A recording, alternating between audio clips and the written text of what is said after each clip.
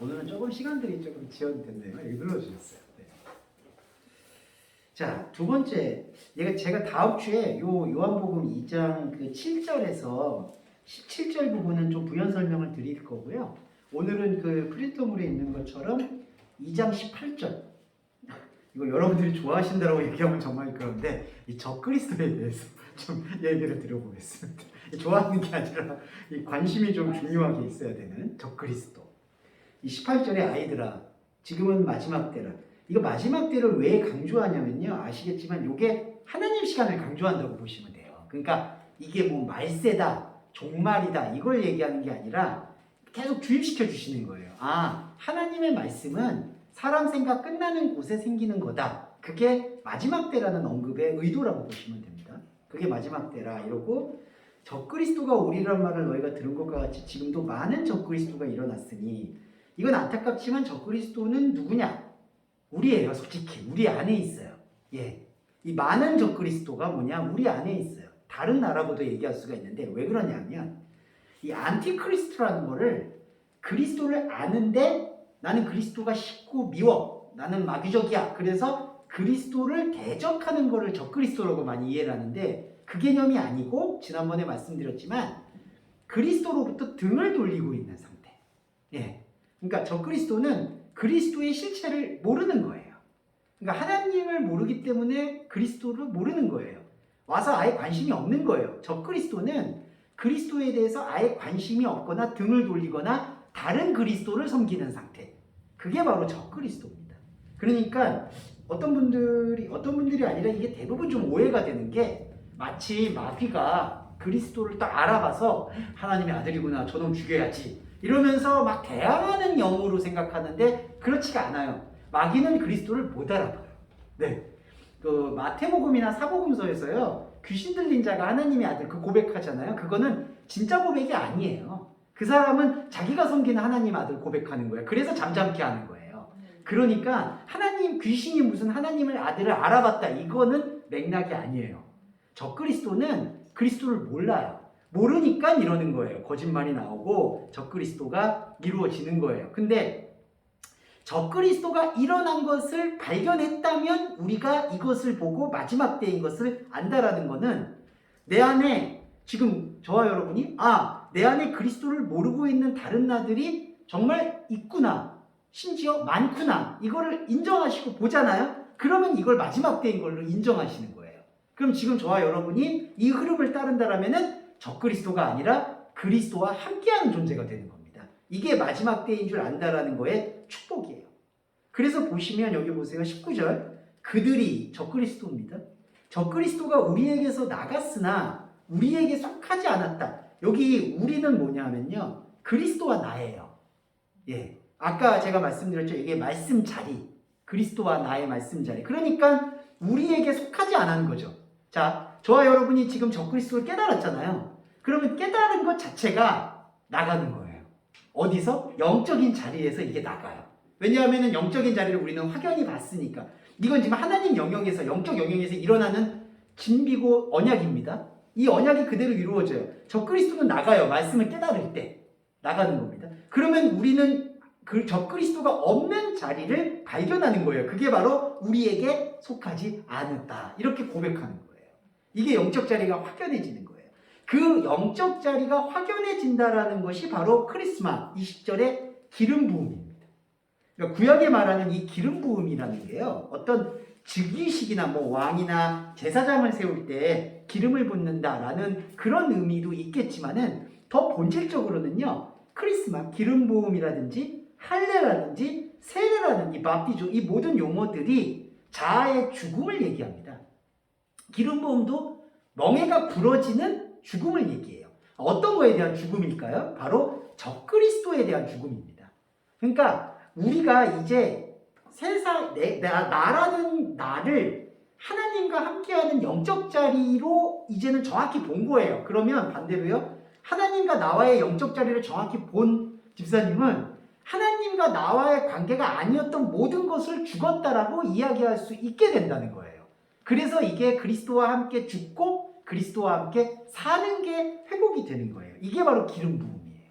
그래서 구약 성경에서는 제가 장절은 기억이 안 나지만 기름 부은 까닭에 기름진 까닭에 멍에가 부러진다든지 기름이 부어져서 그 사람이 제사장의 충만한 성스러움을 입는다든지 그런 모든 의미와 해석들은 뭐 성스러워진다든지 순결해진다든지 이거와 아무 상관이 없이 내 자아가 혼적인 자아가 죽고 영적인 자아가 살아났다라는 것을 이해하고 깨닫는 거예요.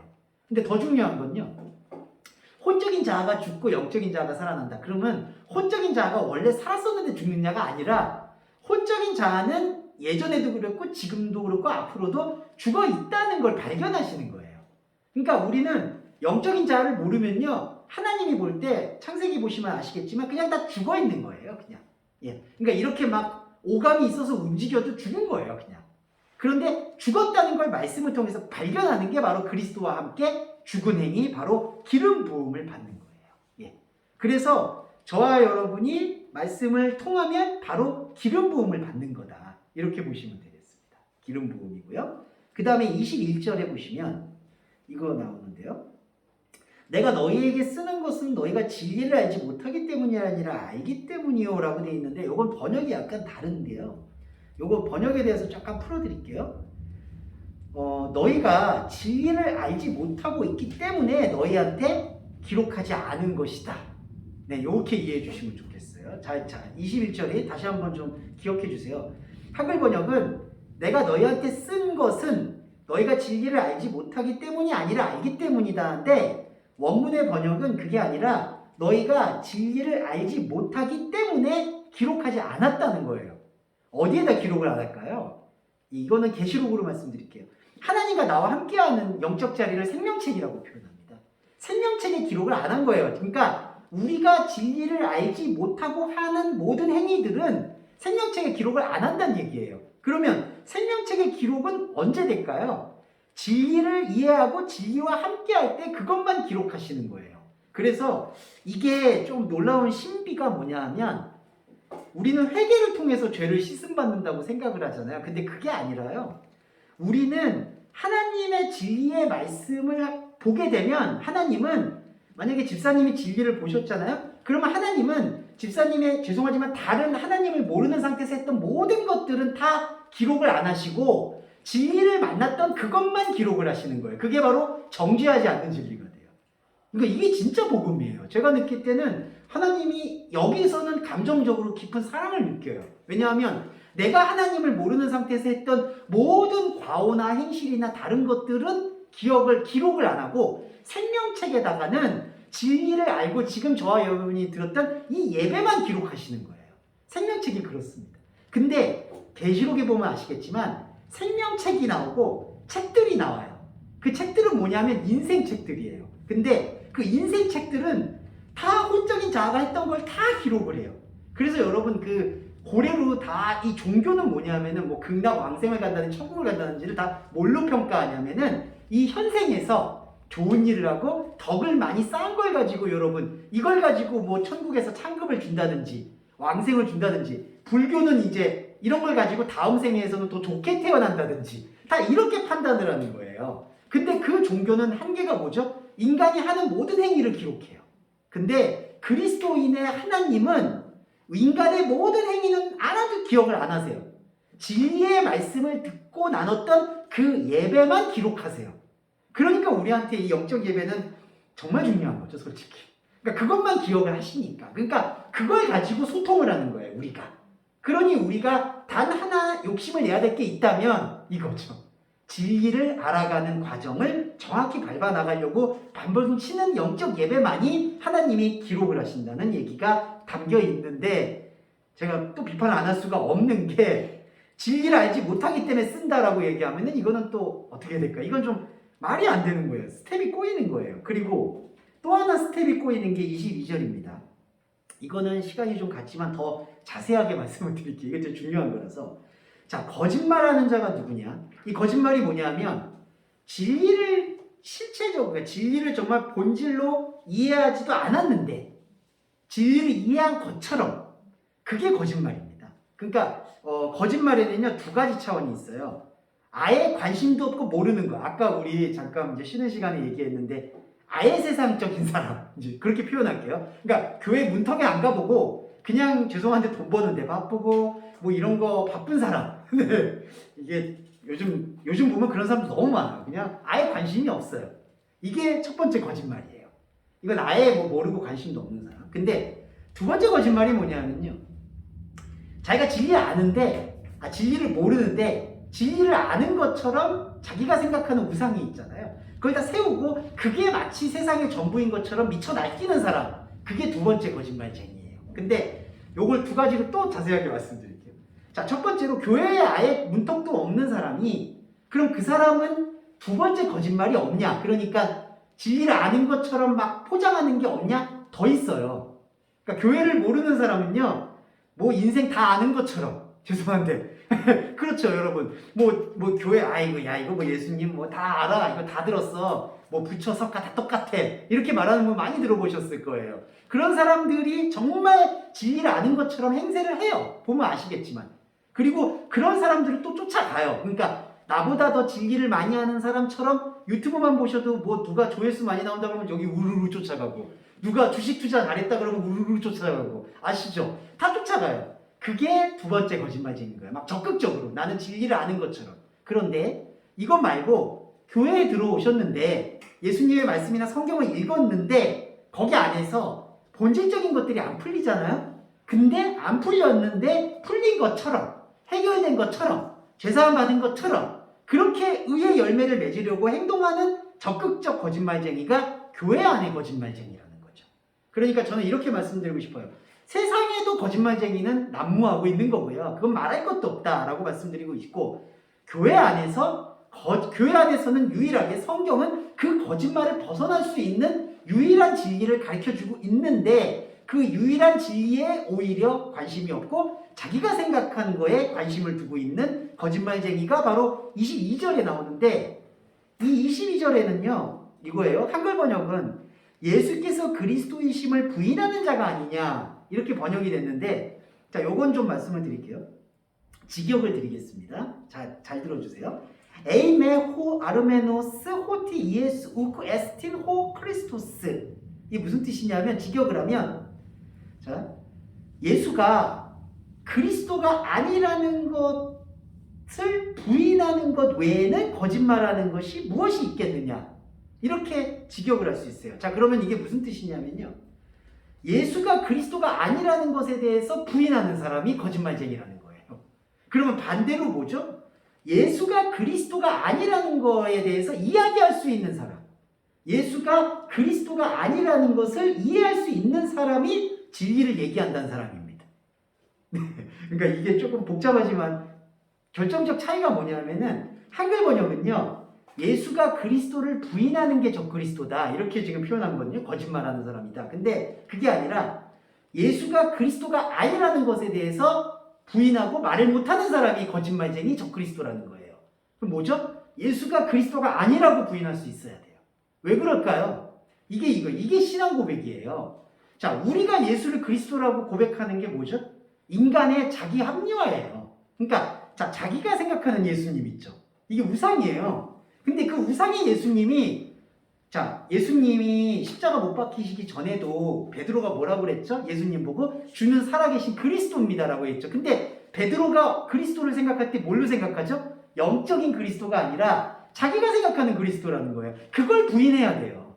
그러니까 예수가 그리스도라는 걸 부인한다는 얘기는 자기가 생각하는 예수, 자기가 생각하는 그리스도를 깨야 돼요. 그럼 저는 뭘 고백해야 되죠? 저는 그리스도 모르겠습니다가 나와야 돼요. 우리가 생각하는 기름 부음 막 왕이고 제사장이고 전능한 자고, 근데 하나님 말씀에서 그게 다 아닌 거예요. 그거를 이해할 수 있는 게 뭐냐? 내가 생각한 예수가 그리스도라고 인정하고 알아왔던 것을 나는 내려놓아야 되겠습니다. 이게 요한이 보고 있는 아주 심오한 신앙 고백인 거예요. 그걸 말할 수 있어야 된다. 그러니까 솔직히 우리의 믿음이 뭐죠? 우리가 믿을 수 없는 걸 고백하는 게 믿음이지, 내가 예수님 믿습니다, 내가 예수가 그리스도라는 걸 믿습니다, 아멘, 이게 고백이 아니거든요. 그래서 이 22절의 심오함은 뭐냐 하면은, 우리가 진리의 말씀을 쫓다 보니 내가 가지고 있는 혼적인 생각에서는 정말 예수가 그리스도라고 얘기하는 게 모든 것이 왜곡되고 변질될 수밖에 없구나. 이생의 안목과 육신의 욕정으로. 그게 왜냐하면 성령을 체험하기 이전에 제자들이 다 보여준 모습이거든요. 심지어 가룟 유다도 예수를 그리스도로 알았잖아요. 근데 자기 방식대로 또 마감을 해버리잖아요. 이거와 마찬가지입니다. 그래서 예수가 그리스도이심을 부인하는 자가 거짓말하는 자다. 이렇게 얘기하면은 이게 뭐가 되죠? 그냥 안 믿는 사람들 혹은 예수를 그리스도로 인정하지 않는 사람들이 적그리스도가 된다.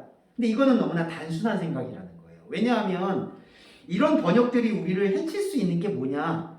자꾸 그러니까 반대로 얘기하게 되는 거죠. 아, 나는 거짓말쟁이가 안 되려면은 예수가 그리스도이심을 정말 믿어야 돼. 자꾸 그렇게 돼요. 근데 그렇게 믿게 되는 거는 진짜 믿음이 아니라는 거죠. 믿을 수 없다고 말씀 앞에서 고백을 해야지 우리 안에서 말씀이 역사를 하잖아요. 진짜 믿음이. 근데 진짜 믿음의 역사하는 자리는 걷어놓고 나 예수님 믿습니다. 도와주세요. 도와주세요. 이 기도만 계속하게 되면 어떻게 될까요? 이 전제가 해결이 안 되니까 나는 믿습니다. 믿습니다. 이게 깨어져야 되거든요. 근데 이게 안 깨어지고 나는 믿으니까 도와주세요. 그러니까 이 기도만 남게 되는 거예요. 그래서 22절에 예수께서 그리스도이심을 부인한다라는 그 개념이 아니라 바로 예수가 그리스도가 아니라는 것에 대해서 부인하는 것 외에는 거짓말하는 자는 없다. 그렇죠? 번역이 어려워. 직역이 어려워요. 이렇게. 예수가 그리스도가 아니라는 것에 대해서 말 못하는 사람은 거짓말쟁이다 이 뜻입니다. 네, 그러니까 그거에 대해서 고백을 할 수 있어야 된다는 거죠. 나는 그리스도를 정말 모르겠습니다. 그리고 예수님이 어떠한 영적 메시지를 줬길래 그리스도가 되는지 솔직히 잘 모르겠습니다 라고 고백을 하는 게 진리라는 거예요. 앞절로 가면.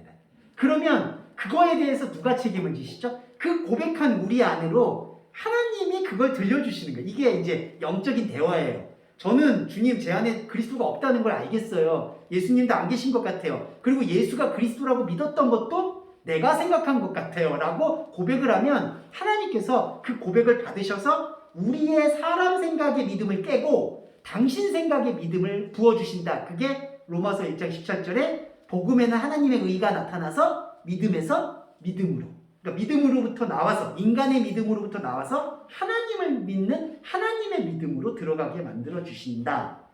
그게 25절에 그가 우리에게 약속하신 영원한 생명이 됩니다.